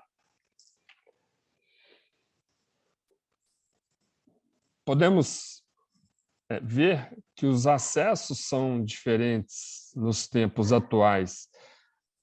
Já foi falado aí, né, da situação de pandemia e pós-pandemia, e o que a gente identifica em nossas pesquisas e observações, aqui na Ultramig, por exemplo, Brasil, é que muitos estudantes ainda apresentam dificuldades, né, tecnológicas em acessar a comunicação, acessar essa informação disponibilizada. Então, rever o currículo e trabalhar a forma como esses profissionais podem produzir informação, de forma que isso fique mais acessível, possibilita, com certeza, né, a construção aí de conhecimento e realmente de saber. Então, nós temos aí um problema, né, como melhorar a comunicação entre as empresas públicas e privadas e a sociedade, e a solução a ser mais acessível a comunicação pode permitir fortalecer a cidadania e a relação entre as empresas e a sociedade civil. Então, aí a interação, usando de infografia, né, infodesign, informação e design, né, essa integração aí entre essas duas áreas de conhecimento, partindo então dessa hipótese que ler é diferente de compreender. Né? Bonciep apresenta o infodesign como uma metodologia capaz de nos auxiliar aí a melhorar, né, a visualização, a apresentação dessas informações, possibilitando então a construção realmente de conhecimento. Daí, existem muito variáveis intervenientes que podem gerar exclusão e que nos chamam, então, nossa atenção. Volume de informação, formato, desde da realidade, critérios diferentes do público final, usuário, estándares de comunicação por debaixo do desejado,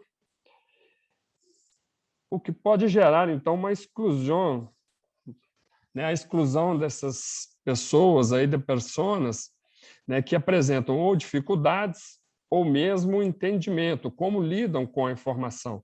E aí chegamos, então, no capital cultural. Né? O capital cultural por debaixo de lá necessário para acesso à informação. Para Reis, né, a informação ela precisa ser entendida enquanto um elemento-chave aí, como já foi falado aqui também, né, humanização e entendimento enquanto sujeito, né, um componente social humano aí. Marcela, se me permite, você falou, né, da questão do problema social enquanto exatamente o uso, né, desse componente social aí. Sim, Davi? Graças. Então, nós temos aqui a informação, o desenho e a ilustração,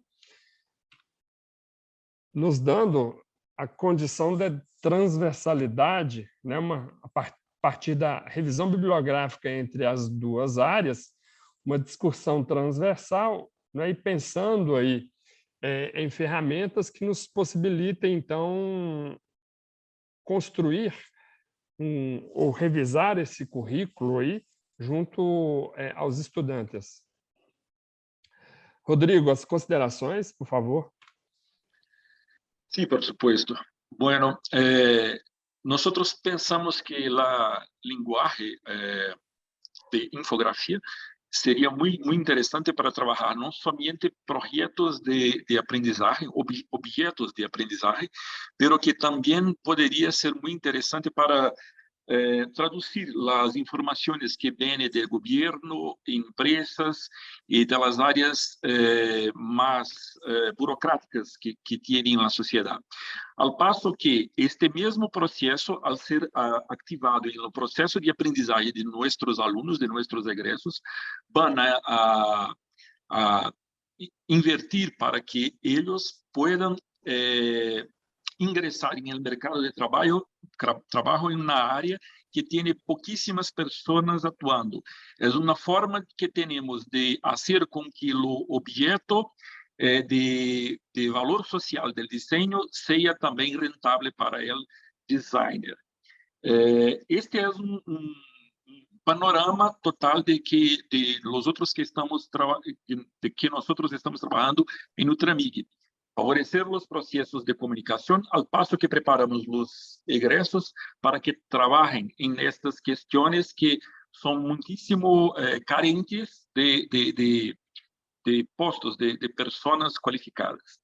Bueno, creo que es esto un gran panorama y para después tentamos colaborar un poquito más. Gracias. Gracias. Rodrigo, Rogerio, muchísimas gracias. Sumamente interesante la intervención. Me quedo un poco sobre los temas puntuales del acceso a la información, porque es un tema muy crítico, por llamarlo así, porque mientras más se tiene también acceso a la información, creo que ustedes lo tocaron también, se puede generar mucha exclusión al mismo tiempo. Entonces, ahí es donde tiene que entrar esto que ustedes hablan del infodiseño, precisamente como para tratar de, entre otras cosas, democratizar esta información y garantizar de pronto que este acceso, que sí se pueda tener el verdadero acceso a la información. Y tiene que ver otra vez, lo linkeo con varias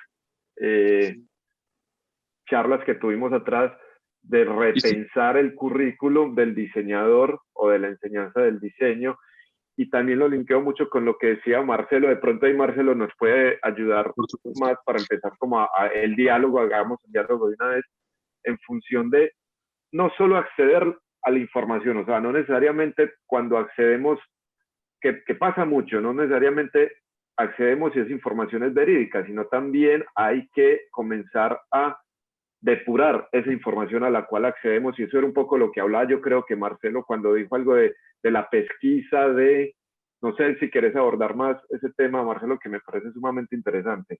Es un tema muy sensible porque queda que el diseñador se puede ser un protagonista para que el ciudadano ejerza su ciudadanía, porque cuando no tiene acceso, nem compreendes la información como un todo, no se puede ascender a sus derechos como un todo, ¿no? Entonces es un tema muy, muy importante, tanto para el diseñador, para lo profesional de diseño, cuanto para todas las personas, lo creo.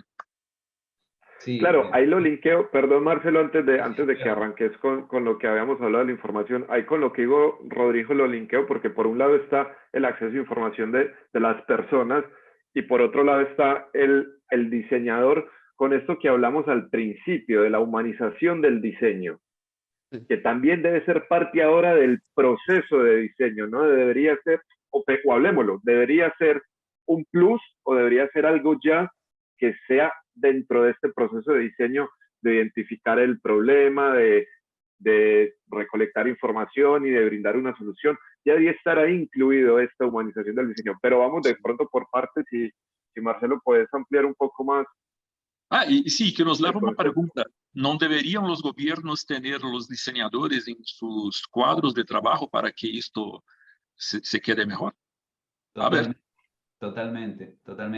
Fíjense que desde la inteligencia estratégica, que ya casi es una disciplina que plantea cómo transformar datos en conocimiento, y hoy estamos hablando de cómo aplicar las inteligencias múltiples a la construcción colectiva de ese conocimiento. Es un paso más que se está dando en esta disciplina.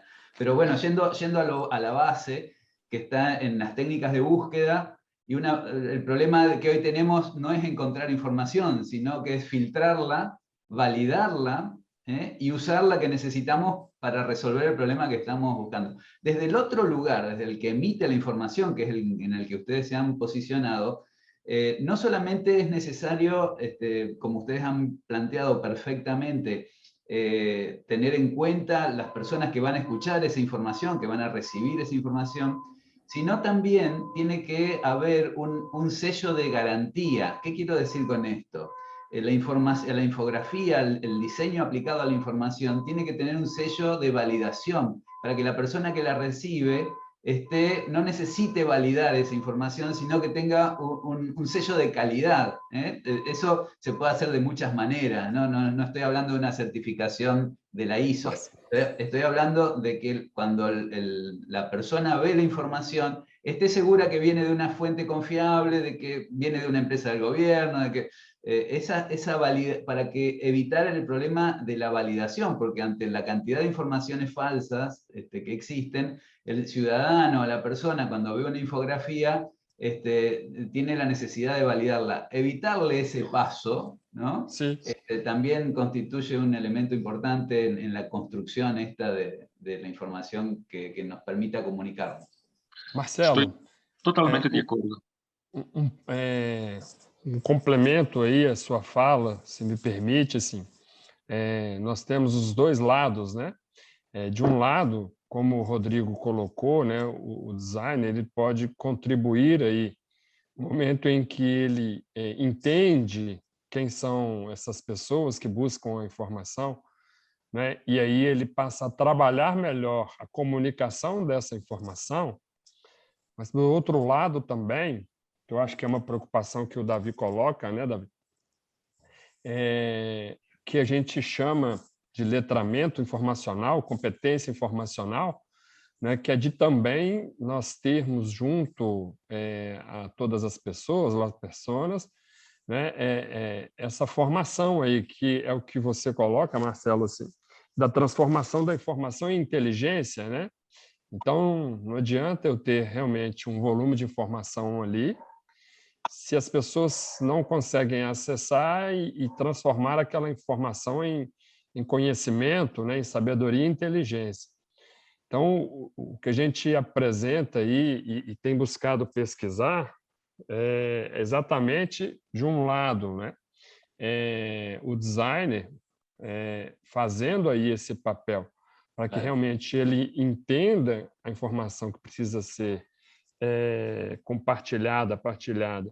E aí ele trabalhe, use dessas ferramentas para melhorar essa comunicação, porque experiência brasileira, as informações públicas, os termos utilizados são muito difíceis de serem compreendidos. Então, quando o Rodrigo coloca, né, que talvez empresas públicas tenham, né, o desenhador, o designer ali dentro da instituição para ajudar a pensar melhor como comunicar essas informações, já facilita de um lado, né, que é a instituição pública melhorando a comunicação dela, e isso já facilita um pouco esse acesso. Do outro lado, a gente realmente precisa trabalhar também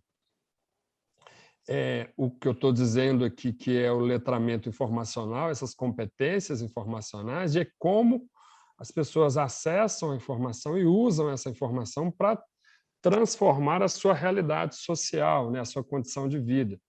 E aí, realmente, a gente passa a ter uma comunicação, né, assertiva, ali, uma comunicação que realmente gere resultados para ambos, né, ambas as partes envolvidas aí. Esse é o desafio, né? Obrigado, es un desafío que se tiene grande. Quisiera de pronto dar un giro a la conversación que estamos teniendo, meternos un poco más en esto que nos reúne, que son las nuevas metodologías docentes, porque precisamente nuevas metodologías docentes requieren nuevos docentes o nuevos roles de los docentes, pero no nuevos en función de quitar los que están y poner otros nuevos, sino que el mismo, que lo hablamos durante todo este foro, que el mismo docente se siente a reflexionar sobre su papel en el aula para que pueda dar espacios a otras metodologías de pronto más colaborativas. Y llamo de pronto a que Lila pueda dialogar un poco con María Sara y con Vanina acerca de cuáles son las competencias digitales que los docentes deberían o debemos adaptar o adoptar o estar abiertos a, para precisamente hacernos cargo de nuevas formas de enseñar. Porque parto desde un problema. Cuando pasó esto de la pandemia, hizo esa transposición del aula y se generan otras metodologías, por ejemplo, las asincrónicas, tampoco se está preparado para que el docente, como venía dando su clase, presente una materia asincrónica. Por tanto, al encontrarse con una distribución de tiempo diferente, dentro de la distribución de tiempo de la currícula, que el tiempo en la currícula es oro, cae en la misma transposición del aula teniendo a su disposición diferentes herramientas, pero lo quiere resolver sincrónicamente con las mismas 3 horas de horas cátedra, en vez de poderse apoderar, en vez de poder tener ese punto de reflexión y de aprovechar la herramienta apoyada en la metodología y no que la herramienta defina la metodología. No sé si de pronto quieren comentar algo de esto, María Sara y Lila, por ahí. Vanina también pueden dar algún punto. Vanina, que está en otra facultad dentro de la universidad, puede dar una mirada pues diferente de ahí, de este punto también. Sí, pienso en varias cosas y voy a dejar ahí como colgado de un clip, de un pincel, voy a dejar una idea que me parece que también es muy importante el trabajo colaborativo entre docentes. Pensar el aula juntos, pensar el programa de estudio juntos, pensar juntos, eso por un lado. Con respecto por ahí a la pregunta o al interrogante que un poco me plantea David, yo les puedo contar lo que hago, sí, en mi materia, que tiene que ver con volver a pensar y volver a como barajar y dar de vuelta los tiempos en el aula. Los tiempos en el aula no pueden ser para que yo hable contenidos teóricos como loro, porque ahí Marcelo también era uno de los profes de acá del foro que decían esto, o sea, la información está en Internet. Yo creo que, o lo que estoy tratando de pensar, porque todo esto es un armado transicional, ¿no? Era un poco lo que planteábamos con Vanina. La situación de usar el encuentro y el tiempo en el aula para resolver problemas. Yo puedo llegar a tener muchos problemas dentro de mi materia, los chicos hacen conmigo, los estudiantes, un trabajo integrador final que consiste en la realización de un corto cinematográfico. Y se presentan muchos problemas, desde guión, desde la composición, desde el montaje, y hay soluciones que ellos pueden encontrar y pueden traer para que pongamos arriba de la mesa y discutir en el momento de la clase. No dar yo soluciones, ni yo pensar mi punto de vista. Ellos pueden, con información en YouTube, proponer para la siguiente clase. Todas las clases tratamos de tener avances para discutir estos problemas que se nos van apareciendo, y traer ellos 2 o 3 fragmentos de película que respondan a ese problema que estamos teniendo, y resolverlo, tratar de resolverlo en una mirada colaborativa. Y entonces, me parece que ahí es donde se pone en juego el tiempo del aula. La bibliografía también la estoy adelantando, esto de los recursos, que nos conservamos las plataformas, por suerte, en las universidades, y esto es un recurso que a nosotros nos permite adelantar bibliografía, adelantar lo que se va a hablar en la clase siguiente. Entonces ya uno no está solo. Uno ya habla con otro, con el que discute, con el que piensa, no es solo aclarar conceptos o nociones. Meto ahí la cuchara de pronto, María. Sí, claro. O sea, eso de que la bibliografía la podemos adelantar y podemos adelantar conceptos por el aula virtual, ¿no estaríamos mirando algo así como una metodología de un aula invertida? Sí, totalmente, estoy pensando en eso. Tengo en la cabeza el aula invertida.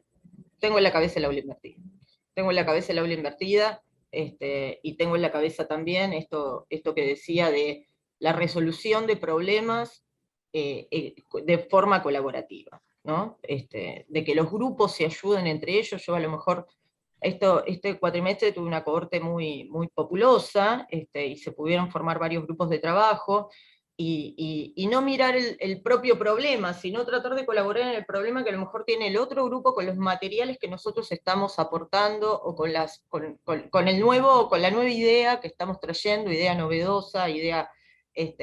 Y en este sentido también me parece que se recupera un poco lo que planteábamos en el texto con Vani, que tiene que ver con cómo la propuesta tiene que ser motivadora para cada cual, y no tener en el aula estos cuadraditos negros que teníamos, ¿no?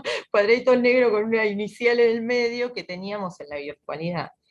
Bueno, hasta acá, por ahí un poco mi reflexión. No sé si Vani, ¿querés decir algo más?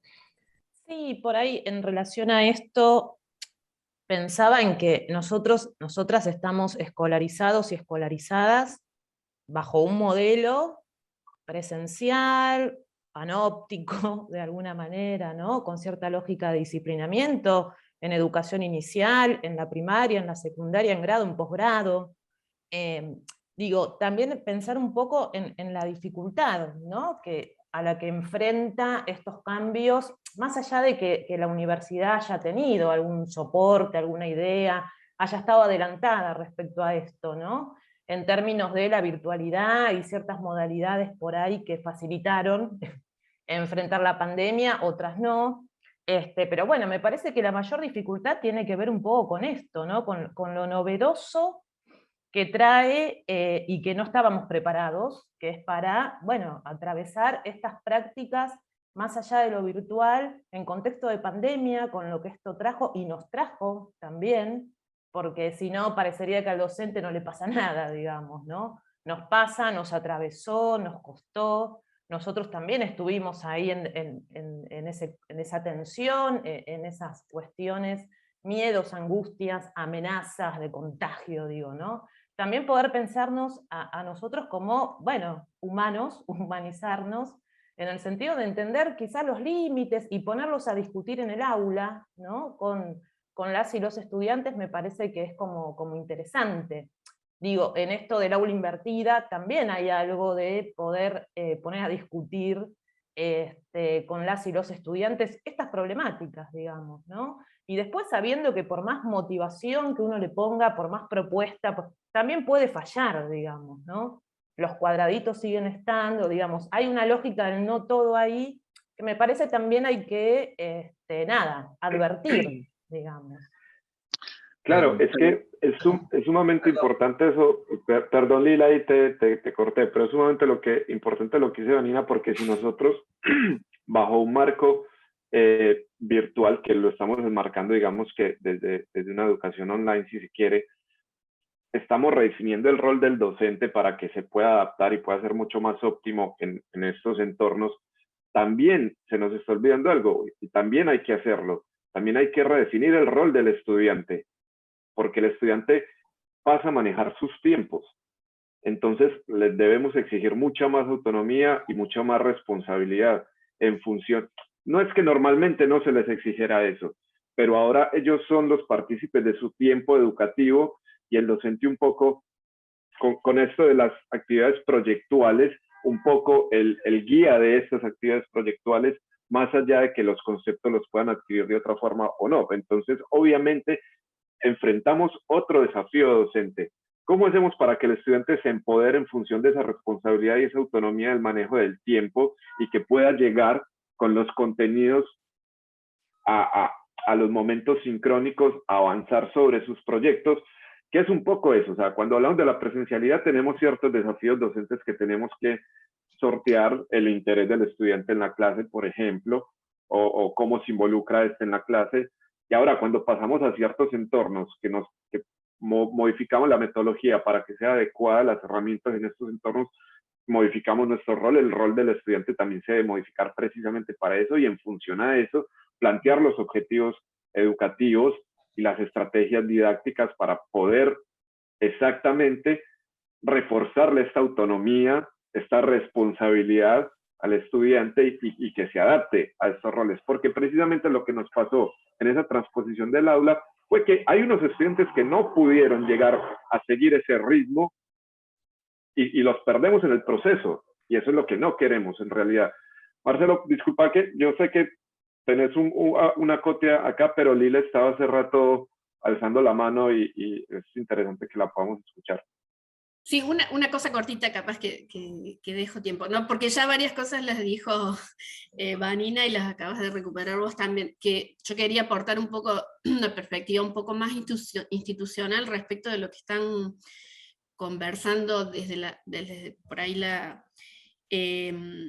posición de los docentes en relación a su curso, porque a mí me corresponde acá en Villa María hacer capacitación docente en educación a distancia. Y atravesamos toda esta problemática vinculada a, bueno, qué tenían que saber los profes en la transición rapidísima que fue dotar de algunas herramientas para volver a, digamos, a asegurar la continuidad pedagógica en la virtualidad. Y nos encontramos con dos cuestiones que ya salieron en lo que ustedes conversaban, ¿no?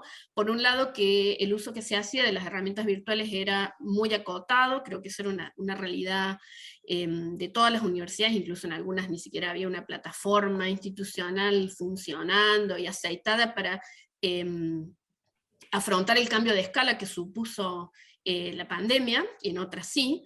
En la mayoría sí, diría, pero se usaba poco, o sea, la usaba un porcentaje muy bajo de profes y la usaba en una forma que nosotros llamamos en distancia esta forma del aula repositorio, ¿no? O sea, el aula en la que había unos pocos PDFs y una que otra cosa, porque en realidad todo estaba concentrado en el intercambio presencial. Entonces, reconvertir esos profes para la modalidad virtual fue, bueno, muy complejo, ¿no? Pero también hay otra dimensión que tiene que ver con lo que acaba de decir Martín, que tiene que ver con el rol y las expectativas de los estudiantes, ¿no? Que básicamente hay, perdón, te cambié el nombre, David, Martín, que tiene que ver con que los estudiantes esperaban una organización, los estudiantes del presencial no son el perfil de estudiante del estudiante a distancia histórico, porque el estudiante a distancia después de la pandemia también ha cambiado, ¿no? Eso también lo vemos acá, tenemos 4 carreras de distancia, y una cosa era antes de la pandemia, otra cosa es post pandemia. Nada quedó en su lugar. De hecho, también las universidades hemos recibido equipamiento para hacer aulas híbridas, y eso todavía no tiene proyectos pedagógicos detrás, en las que se articulen adecuadamente las dos modalidades. Eso se está discutiendo actualmente en el Consejo de Rectores, o sea que estamos hablando de un momento que institucionalmente es de refundación de una serie de contratos que están implicados por las modalidades, y que, recuperando lo que decía Vanina, la apelación inmediata al sincrónico que hicieron muchísimos profes para salir del paso en la virtualidad, tiene que ver con que la enseñanza universitaria recupera una tradición de escolarización que es la de todo el sistema educativo obligatorio, donde cada uno sabe qué rol le corresponde, y la forma más fácil de mediar eso era el sincrónico y de reproducirlo. O sea, yo no digo que esté bien, ¿eh? O sea, yo fui una combatiente del sincrónico durante todos los 2 años de pandemia, porque, bueno, pasaron cosas muy locas en el sincrónico. Pero digo, hay una necesidad de volver a acordar una serie de cuestiones que tienen que ver con el oficio de estudiante y el oficio de docente en el regreso a la presencialidad y en la hibridación que se viene, que es muy compleja, que nos va a llevar los próximos años. Digo, o sea, nos preocupa a los docentes. Todo es un proceso. Pero también todo hace parte de un proceso. También está siendo discutido institucionalmente, ¿no? A todo vapor. Claro, sí, para cerrar un poco, porque ya nos quedamos sin tiempo, ya Adrián me está odiando un poco. Para cerrar un poco, sí, o sea, todo hace parte de un proceso. Lo interesante es que está en agenda, y sabemos, todos los que estamos acá, que los cambios en educación son lentos, son lentos. Esto es por eso que una de las premisas es precisamente lo que hablábamos ahora de que la herramienta no dicte la pedagogía, sino más bien la pedagogía y la metodología sea un marco para aplicar las herramientas, porque las herramientas van mucho más rápido que los cambios en la educación. Entonces, les agradezco a todos por estar, por sus ponencias, fueron súper interesantes. David, sí. Bueno, nos fue muchísimo rico todo este encuentro, y queríamos poder hablar un poquito de cada una de las presentaciones, sabiendo que no sería posible. Ha hecho un documento a medida que nosotros ascendemos las presentaciones, y tiene una mirada sobre cada una de ellas en este arquivo que estoy compartilhando agora en la parte de texto. Muchas gracias, Rodrigo. Muy apreciado eso. Oh, por nada, por favor. Bueno, muchísimas gracias. Ahí tenemos ese documento, ya lo copié para ojearlo ahora. Muchísimas gracias, y muchísimas gracias a todos por aportar a este debate.